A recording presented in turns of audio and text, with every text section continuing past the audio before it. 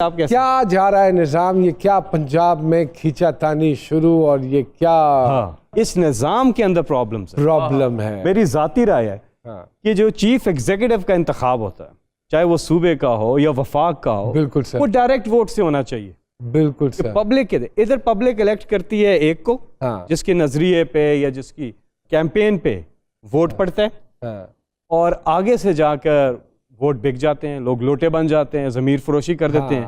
اس indirect system میں وہ جا کے 20 ادھر ہو گئے تو کام، اور یہ چلتا جائے گا کیونکہ جب تک آپ نظام میں تبدیلی نہیں کریں. تو سر وہ ٹھیک نہیں کہہ رہے تھے اگر کیا نام ہے پورا بینچ بیٹھ جائے اور سارے ججز بیٹھ جائیں ونس اینڈ فار آل، اس معاملے کا سد باب نکال لیا جائے کہ پارلیمانی صدر کرے گا، کنٹروورسی ختم. تو یہ ایک اچھی سجیشن نہیں تھی ان کی طرف سے سر؟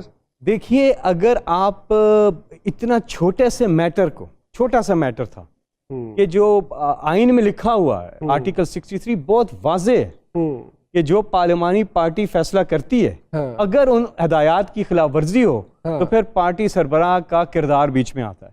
اس کیس میں تو پارٹی انسٹرکشنز کی خلاف ورزی ہوئی نہیں ہے، تو یہ چھوٹا سا معاملہ تھا. اگر یہ فل بینچ بنا بھی دیتے تو انہوں نے خواہش پوری ہو جاتی. نہیں، ان کی خواہش ختم نہیں ہونی تھی. اچھا، ان کی خواہشات بڑھنی تھی. پھر انہوں نے کہتا تھا فل ورلڈ بینچ کوڈ بنائے، پوری دنیا کے ججز کو شامل کریں. یہی رولنگ آئی جب ہمارے خلاف. ہم نے تو نہیں کہا کہ، اور پرائم منسٹر گھر چلے گئے اٹھ کے، واہ، انہوں نے تو کچھ نہیں کہا کہ فل بینچ بنائے. کتنے شریف آدمی اور کتنا سادی طبیعت کے مالک. انہوں نے کہا یار کوئی فائدہ کوئی نہیں ہے. ہاؤ ہارڈ اٹ از کہ ایک کے ساتھ 11 منجھے ہوئے لوگ مقابلہ کر رہے ہیں. یہ بہت اچھا ہوا ہے. یہ اس کی جھلک ہمیں دھرنے میں نظر آئی تھی 2014 میں. ہم ایک طرف تھے اور یہ سب پارلیمنٹ میں تھے، پارلیمنٹ کی پارٹی ساری جماعتیں ایک طرف تھی.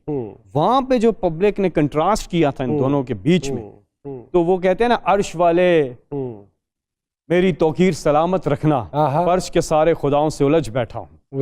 تو یہ جو ایک روایتی سیاست چلی آ رہی تھی نا، پان ساڈا ہے اور موروثی سیاست، اور یہ وہ، اس قوم نے اب جو فیصلہ کیا ہے نا، یہ قوم جاگ اٹھی ہے اور یہ اب حق اور باطل میں تمیز کر لی انہوں نے. قوم جب کھڑی ہو جائے، آپ دیکھ رہے ہیں میسو کیمپین چلی. ہاں جی، ایک چیز تو بڑی بہترین ہوئی کہ قوم میں اویئرنیس بڑی ہے، اور خواتین اسپیشلی جو کبھی بھی سیاست کا حصہ نہیں بنتے، بچے سر، چھوٹے چھوٹے بچے، آج وہ بھی اویئر ہو گئے ہیں اور وہ بھی انٹرسٹ لینے شروع ہو گئے ہیں، وہ بھی کرنٹ افیئر کے پروگرام دیکھ رہے ہیں. تو ایک حساب سے تو بہترین ہوا. دو چار چھوٹی before I come to your personal life little bit. میری کیا پرسنل لائف؟ نہیں سر، آپ کی پرسنل، وہ بچپن سے مجھے جانتے ہیں. یہ 1955 میں چھوٹا سا تھا، یہ اتنے ہی تھے. کیسا لگتا ہے؟ بیکاز آپ بہت زیادہ ماشاءاللہ قریب ہیں خان صاحب کے، اور 24 گھنٹے کا آپ کا اٹھنے بیٹھنا خان صاحب کے ساتھ ہے سنس 1996. 26 سال گزر گئے آپ کو خان صاحب کے ساتھ. آج کل ایک بڑا ہم لفظ سنتے ہیں، لاڈلا لاڈلا. کس کا لاڈلا؟ اس قوم کا لاڈلا. اور وہ قوم نے اپنے ووٹوں سے بتا دیا ہے.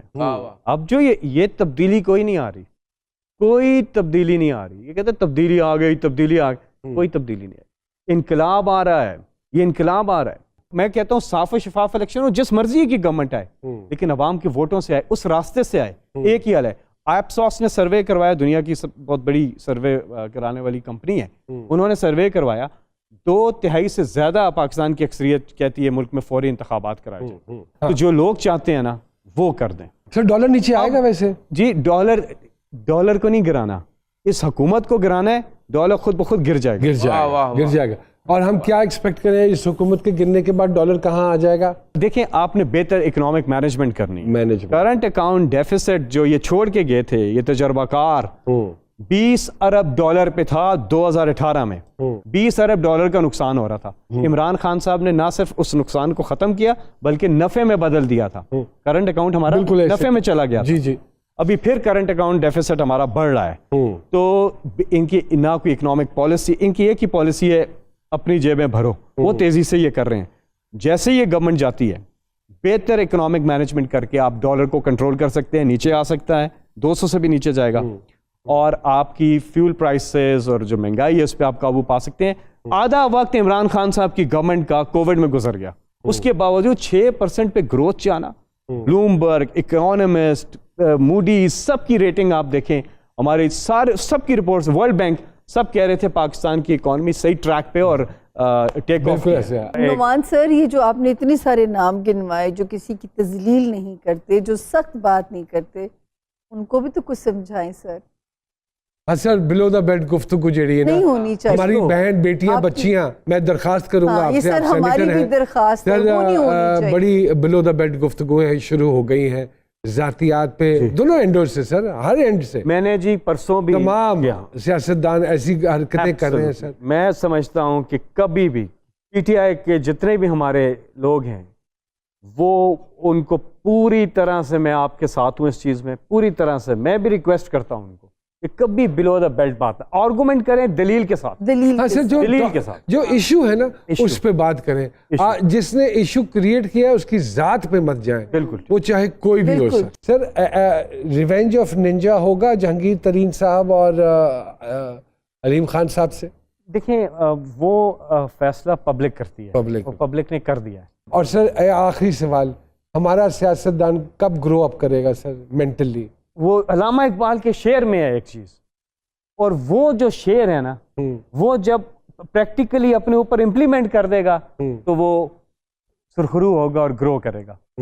दियारे इश्क में अपना मकाम पैदा कर, नया ज़माना नए सुबह शाम पैदा कर, मेरा तरीक अमीरी नहीं फकीरी है, खुदी ना बेच, गरीबी में नाम पैदा।